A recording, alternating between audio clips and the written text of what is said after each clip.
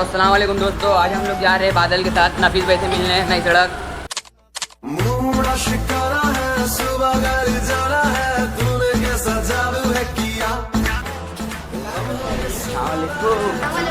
हम लोग अरबाज भाई से मिल चुके हैं यहाँ पर। अरबाज भाई से बात होते हुए अस्सलाम वालेकुम नफीस भाई।